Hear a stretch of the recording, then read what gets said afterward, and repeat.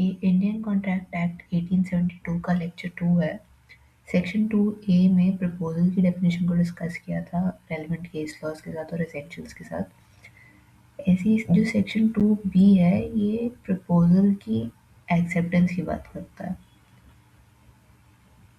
तो ये बेसिकली कहता है कि जब एक प्रपोजल किया जाता है और जिसको प्रपोजल किया गया है वो ही signifies his assent thereto।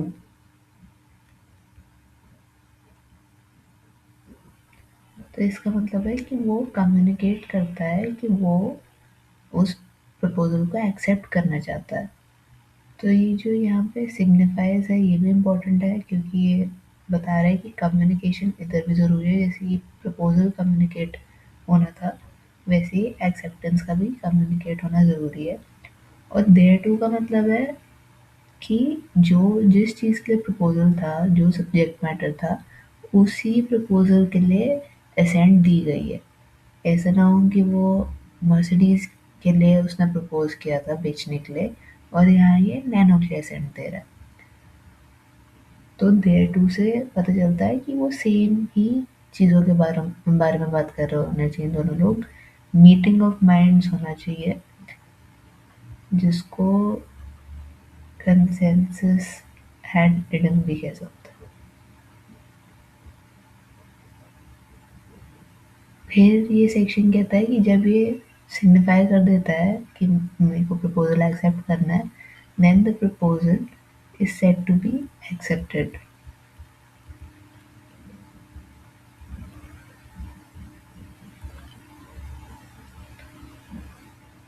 और इससे जो ये प्रपोजल एक्सेप्ट कर रहा है,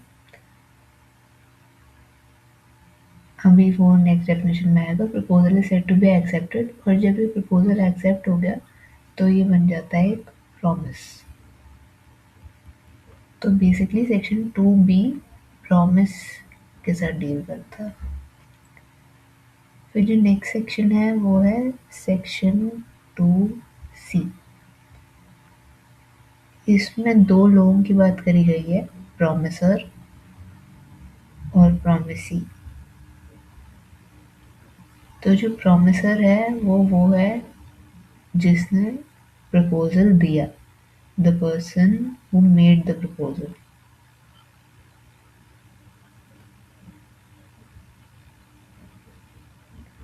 और प्रॉमिसी है the person who gave acceptance or who accepted the proposal।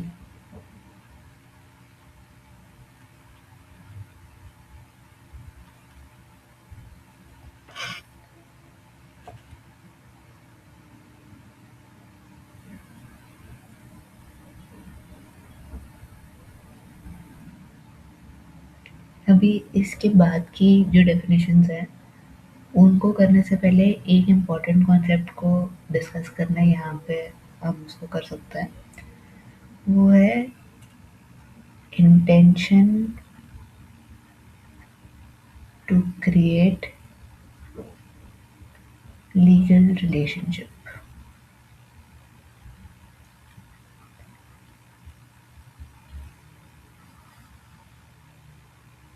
ये एक कॉन्ट्रैक्ट बनाने के लिए बहुत ज़रूरी है। आप एक अग्रीमेंट तक पहुंच सकते हो पर अग्रीमेंट कॉन्ट्रैक्ट नहीं होगा जब तक उसमें ये इंटेंशन प्रेजेंट नहीं है। चाहे सारे एसेंशियल्स जितने भी एक्ट के अंदर आप सारे फुलफिल कर दो, पर अगर वहाँ इंटेंशन ही नहीं थी कि कोई लीगल रिलेशनशिप बनाई जाए तो वो एक कॉन्ट्रैक्ट नहीं कहलाएगा। तो जो एक कॉन्ट्रैक्ट है वो क्रिएट तभी होता है जब पार्टीज की कॉमन इंटेंशन होती है एक तरह की कि वो एक लीगल ऑब्लिगेशन में एंटर करना चाहते हैं। अब इस इंटेंशन को डिटरमिन करने के लिए जो हमने कल केस पढ़ा था Carlill versus carbolic smoke ball company, इसमें कहा था कि इंटेंशन जो है उसको डिराइव किया जाता है on the basis of an objective test.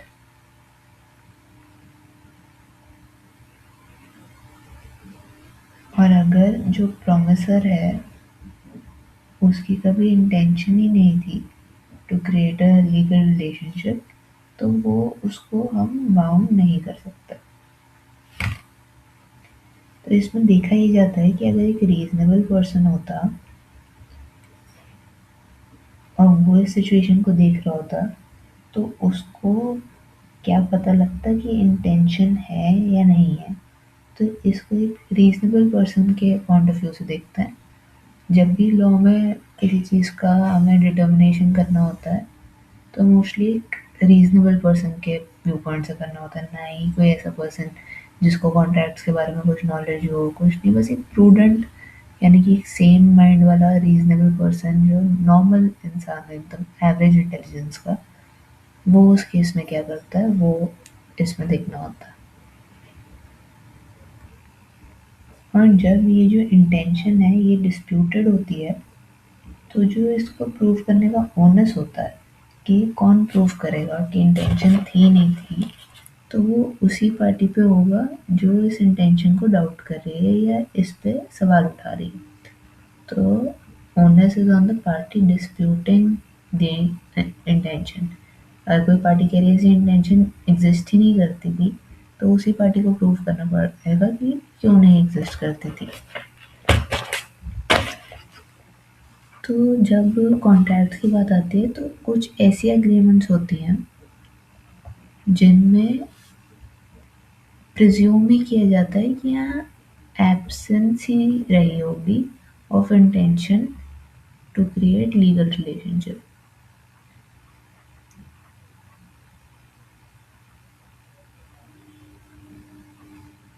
तो इसमें 3-4 चीज़ें आती हैं। सबसे पहला है डोमेस्टिक एग्रीमेंट्स।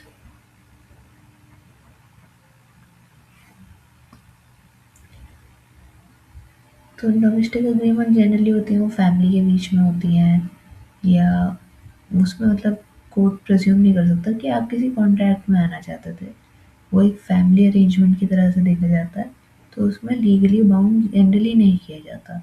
तो इसमें केस लॉज के थ्रू इसको समझना ज़्यादा ईजी है। एक केस था बेल्फोर वर्सेस बेल्फोर, 1919 का ही केस है। इसमें जो हस्बैंड था वो अब्रॉड में काम करता था और उसने अपनी वाइफ को प्रॉमिस किया था 30 पाउंड्स पर मंथ।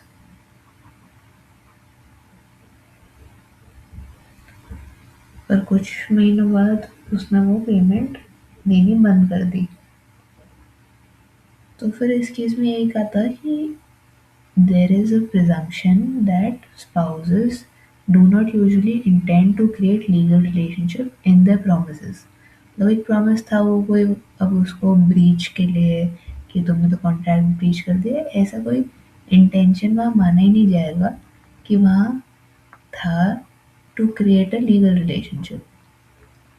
इस केस में जो मिस्टर बेल्फोर रहे होंगे उनको बाउंड नहीं किया गया, क्योंकि एक नॉर्मल प्रॉमिस माना गया इसको, जिसको कोर्ट में आप एनफोर्स नहीं करा सकते। फिर दूसरा जो एक केस था वो है मेरिट वर्सेस मेरिट का। ये दोनों केसेस में ही सेम सेम नाम है क्योंकि मोस्ट प्रॉब्ली हस्बैंड वाइफ हैं तो उनके सरनेम्स सेम है, तो इसलिए और इनको याद करना भी बहुत ईजी रहता है। तो इसमें जो मिस्टर मेरिट थे और उनकी वाइफ थी, ये जॉइंटली एक हाउस को ओन करते थे। जो मिस्टर मेरिट थे ये इन्होंने छोड़ दिया अपनी वाइफ को और ये किसी और वुमेन के साथ ही रहने लग गए। अब यहाँ पे मिस्टर मेरिट और उसकी वाइफ के बीच में एक एग्रीमेंट हुआ जिसमें मिस्टर मेरिट ने एग्री करा 40 पाउंड्स पर मंथ देंगे वाइफ को, और ट्रांसफ़र भी करेंगे वो जॉइंट प्रॉपर्टी वाइफ के नाम पे। तो इसमें चाहे तो ये दोनों भी हस्बैंड वाइफ हैं, अभी उनका कोई डिवोर्स की बात नहीं है, अभी कुछ नहीं है, डोमेस्टिकली रिलेटेड है वो दोनों। पर यहाँ पे फैक्ट से समझ आ रहा है कि वो कोई बहुत उससे खुश तो है नहीं। मतलब ऐसे नहीं हम कह सकते, पर मतलब वो क्लियर है फैक्ट से कि एक तो उन्होंने एग्रीमेंट भी करा प्रॉपर उसको रिटर्न, और उनके रिलेशनशिप्स भी उन्होंने कोई ऐसा out love love and affection नहीं करा। तो यहाँ एक इंटेंशन, अगर हम normally as a reasonable person भी देखें तो हमें लगता है कि यहाँ मिस्टर मेरिट को यहाँ पे बाउंड होना चाहिए। और तो फिर इस केस में कोर्ट ने यही कहा था कि even though both of them are domestically related, but it is very clear from the facts that they intended to create a legal relationship, and hence यहाँ पे जो वाइफ है मिसेस मेरिट, वो कोर्ट में इसको, जो इनकी एग्रीमेंट थी 40 पाउंड और ट्रांसफर डीड को, इसको इन्फोर्स करा सकती है। ये फर्स्ट कैटेगरी हो गई। जो दूसरी कैटेगरी है वो है सोशल एग्रीमेंट्स। सोशल एग्रीमेंट्स, आपको पता होगा सोशल, जैसे जो हमारी लाइफ है एक सोसाइटी के साथ, जो हम बाहर के लोगों के साथ इंटरेक्ट करते हैं, जैसे कहते हैं man is a social animal. हमारी सोशल गैदरिंग्स हैं, फ्रेंड्स हैं या कुछ भी है, तो उस दौरान की गई एग्रीमेंट्स भी, उनमें भी कहीं हद तक प्रिज्यूम किया जा सकता है कि इंटेंशन नहीं रही होगी, सिर्फ एक प्रॉमिस हुआ है या कुछ बातचीत हुई है, कोई अरेंजमेंट हुआ है, तो उसको लीगली इन्फोर्सेबल एक एग्रीमेंट या कॉन्ट्रैक्ट नहीं देखा जा सकता। तो इसमें एक केस है coward versus motor insurers bureau, 1962। तो इस केस में एक अरेंजमेंट था जिसमें एक व्हीकल था और उसका जो ओनर था और जो उसके कोवर्कर्स थे। तो ओनर और कोवर्कर्स के बीच में ये एग्रीमेंट था कि जो ओनर है ये इनको वर्क प्लेस पे लेके जाएगा और ये सब स्प्लिट करेंगे फ्यूल की कॉस्ट को। तो अब कोवर्कर्स नॉर्मल दोस्त जैसे ही निकले, तो उन्होंने उसको स्प्लिट नहीं किया। तो यहाँ पे जो ये मिस्टर थे जिन्होंने एक्सपेक्ट करी ऐसी पेमेंट, ऐसे देखिए उन्होंने याद रखा, या तो उनको कोई रिलीफ नहीं मिला, क्योंकि फैक्ट से अगर हम देखें तो हमें इसमें समझ आ रहा है कि कॉन्ट्रैक्ट करने की या किसी को बाइंडिंग बनाने की या लीगल रिलेशनशिप की इंटेंशन यहाँ बनाने की नहीं थी। ये जस्ट एक सोशल एग्रीमेंट था, एक फ्रेंडली रिलेशनशिप में आके उन्होंने ये एग्रीमेंट में वो एंटर किए थे। फिर तीसरी चीज़ आती है जो होती है प्रोफेशनल या कमर्शियल एग्रीमेंट्स।